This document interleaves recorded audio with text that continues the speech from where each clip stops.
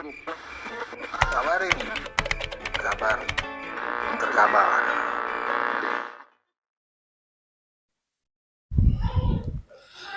Bismillahirrahmanirrahim. Assalamualaikum warahmatullahi wabarakatuh. Sobat-sobat ngabarin kabar terkabar, semoga selalu dalam keadaan sehat walafiat, serta diberikan rezeki yang halal, berkah, lancar, dan juga banyak. Mungkin lo udah pada lihat ya pidato Pak Jokowi di Bloomberg Economy Forum ya. Beliau tuh tampil sebagai pembicara utama. Luar biasa bukan nih? Masih ada tajinya juga Pak Jokowi. Ya iyalah, yang selama ini kita ketahuin tuh dunia internasional itu sangat mengagumi Pak Jokowi. Banyak perubahan yang terjadi di Republik ini di bawah kepemimpinan beliau ya. Dan itu diakui dunia. Ya, kali ini gue akan menampilkan sebuah video ya, di mana Pak Jokowi itu diwawancara oleh media Singapura ya, namanya CNA. Dan di sini gue bukan maksud untuk nyakitin para pembenci Pak Jokowi. Cuma ngasih tahu aja bahwasannya Pak Jokowi ini masih disalutin lah di dunia global itu ya. Dan banyak dicari sebenarnya Pak Jokowi. Cuman beliau kan orangnya nggak sombong, nggak kayak tetangga kita. Santai aja beliau mah. Orang mau ngomong apa, kita terus kerja, lakukan yang terbaik untuk Republik ini. Nggak usah berlama-lama, mari kita simak aja videonya ya. Let's go, kita play. Indonesia is the giant of Southeast Asia's digital economy, accounts for something like 43% of ASEAN's share. But when you look at the digital skills, the policy execution and ease of doing business, well, it sits behind Singapore and now increasingly being challenged by the likes of Malaysia and Thailand. And that's why President Jokowi told CNA that Indonesia has to lay the foundations of an intelligent economy or risk being left behind. Mantap Jokowi ini. Infrastructure is the backbone of intelligent economy. Oh. And Indonesia has make a great infrastructure, physical infrastructure, and also digital infrastructure. We build like seaport, airport, toll road, power plant, and for digital infrastructure, we build data centers, and then launching new satellite, expanding digital networks, and also improving our connectivity. Once again, infrastructure is very important before we are moving into the intelligent economy. And also very important is government regulation to support to the private sector, companies, industries, and factories to have a good ecosystem to run the intelligent economy. So as this new era unfolds, how should a country, its businesses, its institutions, help the people, particularly the younger generation, thrive in this new economy? We talk a lot about AI, of course, but this intelligence community is much more than that, isn't it? It is our responsibility. It is a government responsibility to ensure the young generation, the student, also the people understand about AI. So we must prepare, we must introduce, we must train them to the young generation, to people, to the student to know about AI, to understand about AI, to know about coding, algorithm, machine learning. They must know about that. And then they will have a good digital literacy and skills. After that, and then the job opportunities will be coming.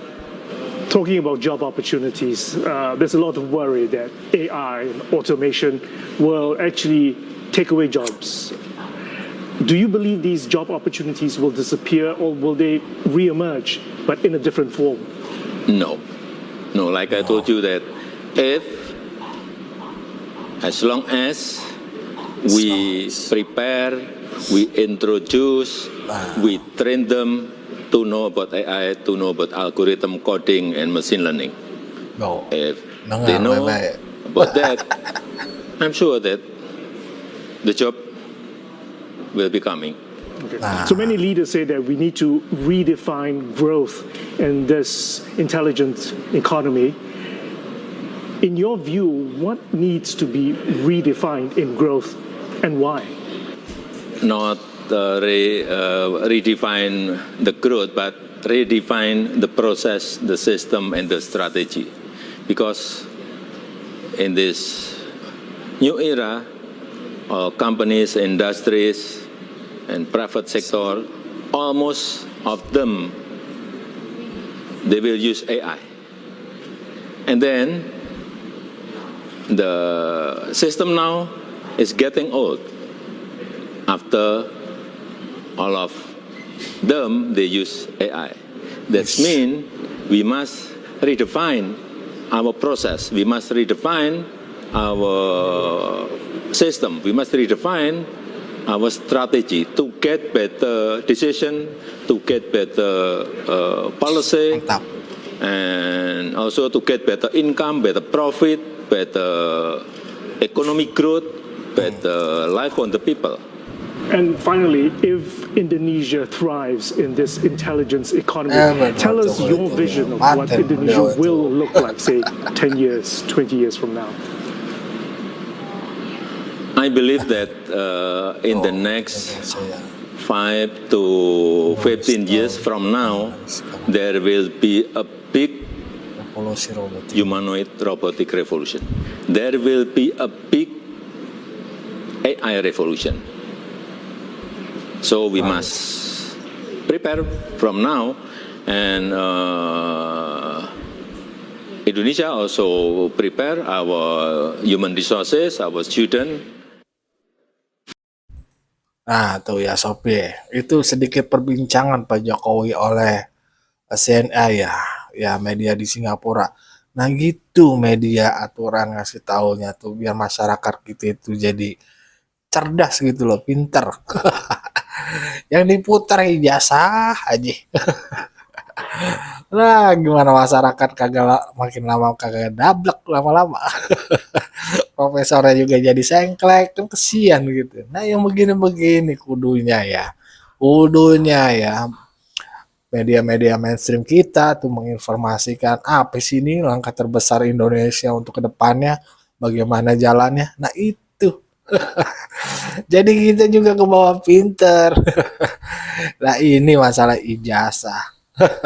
Profesor aja jadi sengklek, lah kita yang sederhana ini melihatnya aja udah cerdas. Aduh, banyak dikibulin gitu itu sama bangsa kita sendiri, sama orang-orang pinter. Makanya kita tuh kudu hati-hati juga nih ya. Orang udah kerja bener masih dibeginiin. Dituduh macem-macem, dimaki-maki, dipitnah. Aduh, ya begitulah ya. Kadang kita juga miris ngelihat para ya petinggi-petinggi kita lah, apalagi DPR ya. DPR nyinggungnya ya masalah ijazah. Padahal udah jelas-jelas asli. Aduh, ya gini kan jadi kita, masa depan kita tuh kepengen pemimpin kita tuh seperti ini. Jadi solusinya gimana nih? Berarti kalau kata Pak Jokowi itu ya prediksi ya 15 sampai 20 tahun ke depan tuh ada roboting itu akan menguasai ya dunia usaha. Dan Pak Jokowi itu yakin bahwasannya itu tidak akan mengurangi tenaga kerja ya. Maksudnya akan banyak masyarakat tuh yang nganggur, nggak begitu. Yang penting buat Pak Jokowi katanya solusinya harus diterapkan dari sekarang, yaitu untuk sumber daya kita tuh untuk belajar programming, Terus tadi yang masalah AI, jadi perkembangan teknologi kita jadi tahu dan masa anak-anak bangsa kita tuh jadi pinter juga biar kagak ketinggalan sama bangsa-bangsa lain. Nah, itu cuy. Begitu pemimpin leader mimpinnya tuh ke depan. Oh, gini targetnya. Aduh, yang kita bahas ya ijazah.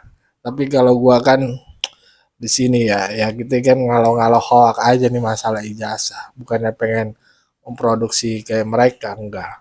Karena bahaya juga kalau mereka itu kagak di counter balik lah ya. Pikiran-pikiran jahat mereka lah menurut gua ya. Nah, itu ya. Nah, bagaimana menurut pandangan sobat-sobat? Berikan pandangannya di kolom komentar. Wassalamualaikum warahmatullahi wabarakatuh.